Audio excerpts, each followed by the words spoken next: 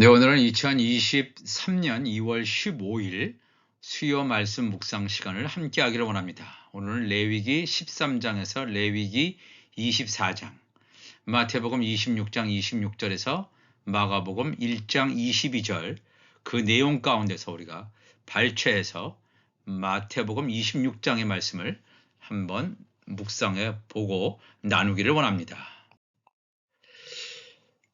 2월 12일부터 2월 18일까지 레위기 13장에서 레위기 24장, 또 마태복음 26장 26절에서 마가복음 1장 22절까지 우리가 날마다 말씀을 읽고, 즉 말씀을 먹고 우리의 육이 죽고 영이 살아나는 하나님의 놀라운 경험들을 하시는 우리 모두가 되시기를 주님의 이름으로 축복합니다. 마태복음 26장 17절 보면 무교절의 첫날에 제자들이 예수께 나와서 이르되 유월절 음식 잡수실 것을 우리가 어디서 준비하기를 원하시나이까. 이르시되 성한 아무에게 가서 이르되 선생님 말씀이 내 때가 가까이 왔으니 내 제자들과 함께 유월절을 내 집에서 지키겠다 하시더라 하라 하시니 제자들이 예수께서 시키신 대로 하여 유월절을 준비하였더라.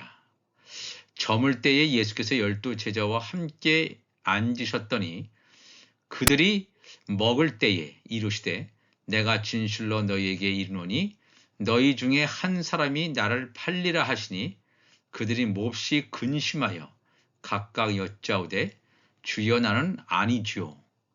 대답하여 이르시되 나와 함께 그릇에 손을 넣는 그가 나를 팔리라. 인자는 자기에 대하여 기록된 대로 가거니와 인자를 파는 그 사람에게는 화가 있으리로다. 그 사람은 차라리 태어나지 아니하였더라면 제게 좋을 뻔하였느니라. 예수님께서 하나님의 영광인 십자가를 지시기 전에 무교절 첫날에 놀라운 일이 일어났습니다. 우리는 보통 최후의 성만찬으로 알고 있는 제자들과의 마지막 생명의 떡을 나누는 사건이었습니다. 무교절은 레위기 23장 4절을 가보면 이것이 너희가 그 정한 때에 성회로 공포할 여호와의 절기들이니라. 첫째 달 열 나흘날 저녁은 여호와의 유월절이요 이달 15셋 날은 여호와의 무교절이니 이래 동안 너희는 무교병을 먹을 것이요 그 첫날에는 너희가 성회로 모이고 아무 노동도 하지 말지며 너희는 이래 동안 여호와께 화제를 드릴 것이요 일곱째 날에도 성회로 모이고 아무 노동도 하지 말지니라 라는 그런 말씀이 기록되어 있습니다. 이 무교절은 이스라엘 종교력으로 첫 번째 달, 즉 1월 15일부터 21일간의 7일간, 1월 15일에서 21일까지 7일간을 일컫는 여호와의 절기 가운데서 봄절기 중에 유교절 다음으로, 그러니까 유월절 다음으로 있는 두 번째 절기를 말합니다.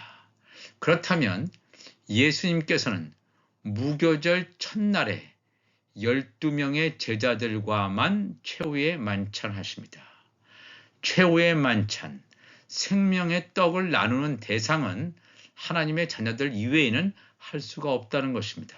그런데 너무나 안타깝게도 가룟 유다는 예수님께서 건네시는 생명의 떡을 먹고 예수님을 대제사장에게, 종교 지도자들에게 은 30에 팔기 위해서 밤에 나가버리고 맙니다.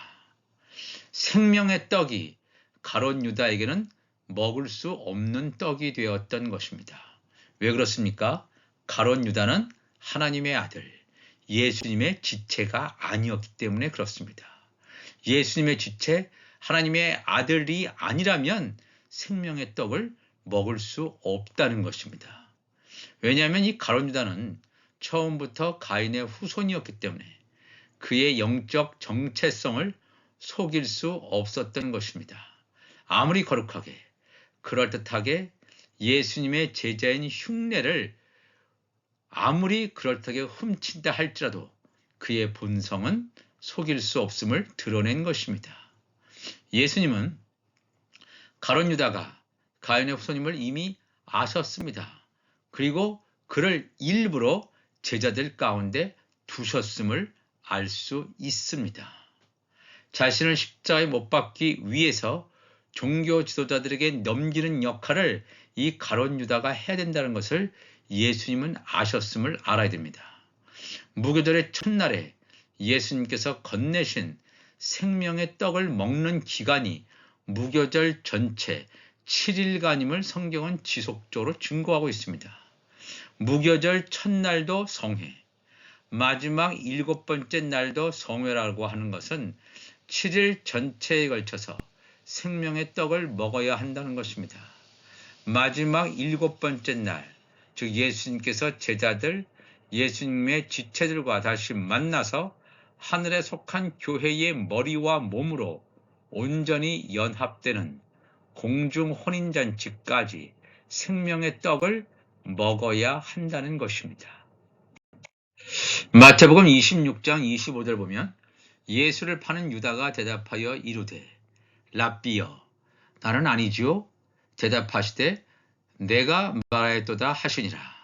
그들이 먹을 때 예수께서 떡을 가지사 축복하시고 떼어 제자들에게 주시며 이르시되 받아서 먹으라. 이것은 내 몸이니라 하시고 또 잔을 가지사 감사기도 하시고 그들에게 주시며 이르시되 너희가 다 이것을 마시라. 이것은 죄사함을 얻게 하려고 많은 사람을 위하여 흘리는 바 나의 피 곧 언약의 피니라. 그러나 너희에게 이르노니 내가 포도나무에서 난 것을 이제부터 내 아버지의 나라에서 새 것으로 너희와 함께 마시는 날까지 마시지 아니하리라 하시니라. 이에 그들이 찬미하고 감람산으로 나아가니라 그랬습니다. 예수님께서 떡을 가지사 축복하시고 떼어 제자들에게 주셨다는 성경의 기록 속에는 분명히 떡으로, 즉 브레드죠. 떡으로만 기록되어 있지만 물론 원문 성경인 헬라어 성경에서도 떡으로 되어 있습니다. 그런데 감사하게도 유대인이면서 예수님을 구원자로 믿는 메시아닉 유대인들이 읽는 성경의 번역에 보면 이 떡을 히브리어 마짜라는 단어로 번역하고 있습니다.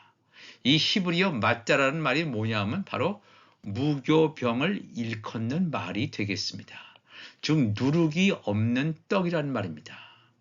예수님께서 제자들에게 나누어 주신 떡은 생명의 떡, 즉 사두개인과 바리새인의 누룩이 그들의 교훈이 들어가지 않은 누룩 없는 떡, 생명의 떡, 사람의 생명을 살리는 떡을 가리키는 것입니다. 앞에서 살펴보았듯이 무교절 7일간에는 예수님을 따르는 자들은 무조건 무교병을 먹어야 함을 증거하고 있습니다. 예수님께서 십자가 지시기 바로 전에 시작되어지는 무교절 첫날부터 시작하여 2000년 동안 이 7일간입니다. 무교절 첫날부터 7일 동안 지금 2000년이라는 세월이 흘러오고 있습니다. 무교절 첫째 날부터 시작하여 예수님께서 공중들이마셔서 예수님의 지체들과 공중 혼인 예식을 할 때까지 예수님을 따르는 자들이라면 예수님의 지체들이라면 무교병만 먹어야 되는데 즉 유교병은 먹어서는 안 된다는 것입니다. 누룩 있는 떡을 먹어서는 안 된다는 것입니다. 즉 사람의 지식이라든가 종교 철학이라든가 인간이 만든 신학적 지식이 아닌 하나님께서 주신 무교병만 먹어야 되는데 실상은 그렇지 않다는 것을 우리가 알 수 있습니다. 예수님 시대부터 오늘까지 얼마나 많은 유교병, 누룩이 섞인 떡이 기독교 전체에 퍼져 있는지 우리가 살펴볼 필요가 있습니다. 과연 우리가 지금까지 무교병을 먹었는가? 아니면 누룩 있는 떡인 유교병을 먹은 것은 아닌가? 예수님께서 말씀하신 누룩 없는 떡, 무교병을 온전히 먹음으로 또 사두개인이 주는 누룩 있는 떡인 유교병과 온전하게 구분할 수 있는 영적인 분별력을 가지면서 살아가시는 우리 모두가 되될 줄로 믿습니다. 예수님께서 아버지의 나라에서 새 것으로 예수님의 지체들, 즉 몸과 함께 마시는 공중혼인잔치, 즉 성령 안에서 교회의 머리이신 예수님과 몸인 지체들이 한 몸으로 연합을 이루는 날까지 우리들은 누룩이 없는 생명의 떡인 천국 복음을 날마다 먹음으로 우리의 몸이 거룩한 성전으로 날마다 세워져 가는 자들이 되시기를 주님의 이름으로 축복합니다. 기도하시겠습니다. 하나님 아버지 감사합니다. 오늘도 우리가 예수님께서 제자들과 최후의 만찬을 하시면서 무교절 첫째 날에 최후의 만찬을 하시면서 맞자라고 하는 무교병을 나누어 주신 것을 성경을 통해서 우리가 보았습니다. 하나님, 그렇지만 그 중에 한 사람인 가룟 유다는 무교병, 누룩 없는 떡을 먹음으로 말미암아 밤에 나가서 종교 지도자들에게 예수님을 은 30에 팔아버리고 맙니다. 맞자 무교병을 이 가룟 유다는 먹을 수 없었던 것입니다. 오늘도 우리가 생명의 말씀 맞자 무교병을 온전히 먹게 하셔서 내 안에 육이 죽어버리고, 무교병을 먹음으로 말미암아 내 안에 육이 죽어버리고 영이 사는 이 마지막 때에 예수 그리스도와 성령 안에서 한 몸으로 온전한 연합을 이룸으로 거룩한 성전으로 세워져가는 우리 모두가 되시기를 주 예수 그리스도의 이름으로 간절히 축원합니다. 아멘.